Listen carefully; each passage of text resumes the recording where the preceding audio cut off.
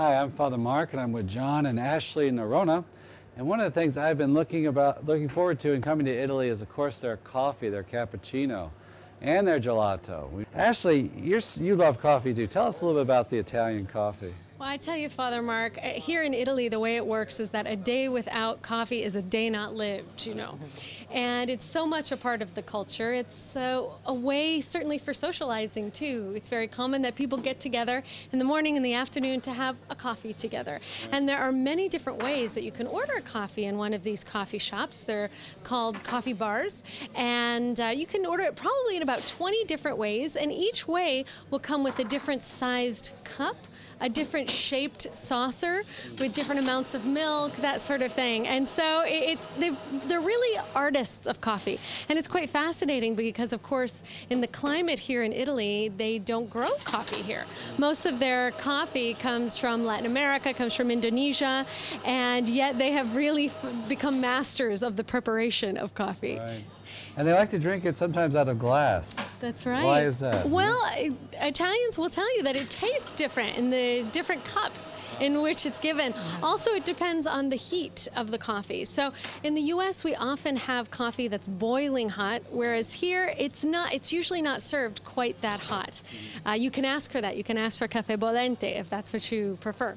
So there's definitely something for everybody in the coffee world, but coffee, the espresso machine that we see in all of these coffee bars only was patented in 1900. So it's actually a newer phenomenon, if you can imagine, but there are coffee houses scattered around every street. I mean, sometimes you feel like every other storefront that you pass is a little coffee place. So it's a lot of fun to come in and have a little cappuccino or a cafe.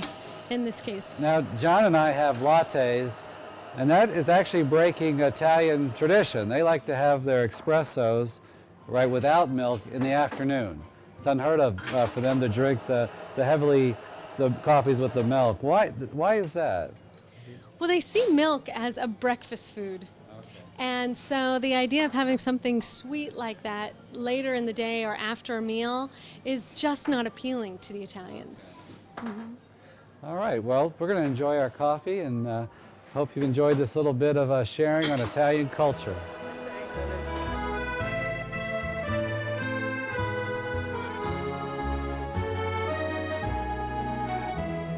All right, well, the other thing you have to do in Italy, of course, is have the gelato. What is gelato? Well, gelato, it would be the equivalent of what we would say ice cream, what we would call ice cream in our country, but it's not the same. Actually, there is less fat in gelato. There's more sugar in gelato. There's also a lot less what's called overage. Overage is the amount of air that is churned into the ice cream or the gelato. Ice cream has about 50%. The gelato has about 20%, which makes it a lot denser. So the taste is more intense with the gelato.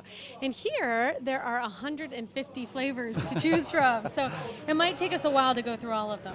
It sounds like you've had some gelato before. Maybe have, yes. We're experts in this field, Father. So I've looked at the counter here. There's a lot of different flavors. I'm going to get pistachio and raspberry. I think it's a good choice. And what are you going to get?